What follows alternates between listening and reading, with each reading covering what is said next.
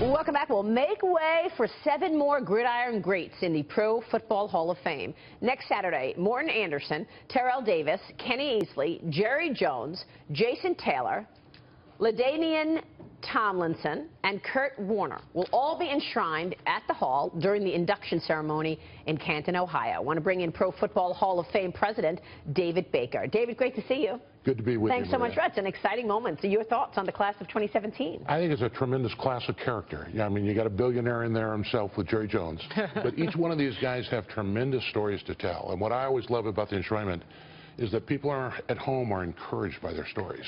A guy like Morton Anderson, who got cut at 38 and then spends 2 years just hoping he can go back and get that record. And then when he's hooks on, it's 5 more years. There's people out there that are waiting for their call, too. Wow, that's great. Very exciting.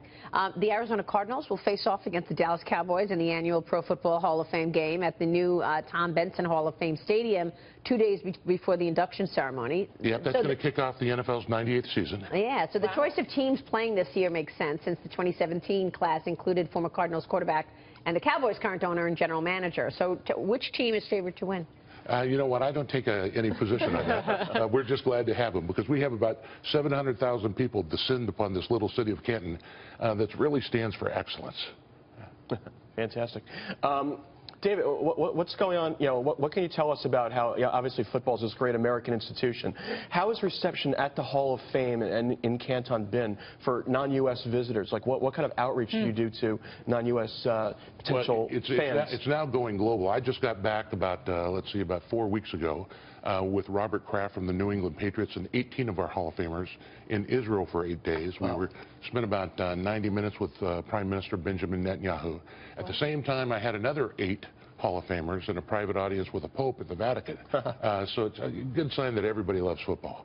But we're excited about, we're building an $800 million mixed-use, kind of a Disneyland for football, if you will, called Johnson Controls Hall of Fame Village. That's an ambitious $700 million project, right, to expand the campus. It is, and it's going to be really in preparation for the NFL's 100th season that will begin in 2 years, and then we'll have the centennial celebration of the NFL on September 17th in 2020. David, do you worry that football as we know it will change considerably and dramatically? We have Jack Brewer, former pro football player who's on the program frequently.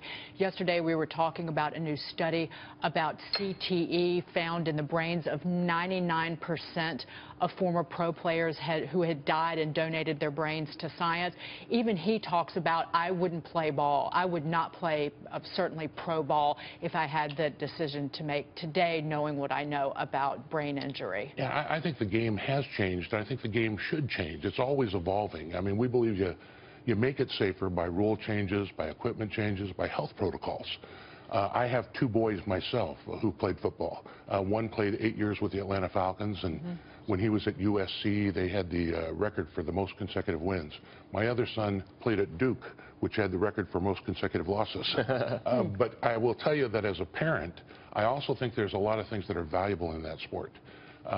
Both of them, regardless of the winning record or the losing record, you know, they were learning courage and character and I believe nobility and honor. And in a very tough world, those are things that we want our children to have today. So I think it's a balance. Everybody's got to make their own decision. For us, we've been very thankful. If my boys lived next to you, you'd have some good neighbors.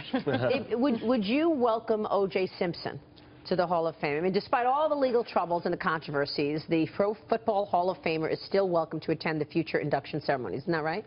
And he just was granted parole. Yeah. Every man with a gold jacket is welcome, but people are quite outraged by this.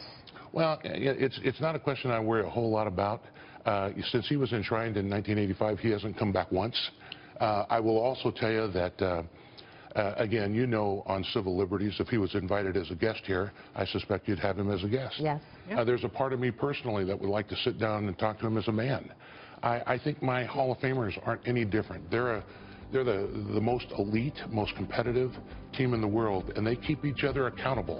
And so I'm sure there's a lot of them that would like to talk to him as well. Really well said, David. Great to see you. Thank you, Thanks so much. David Baker.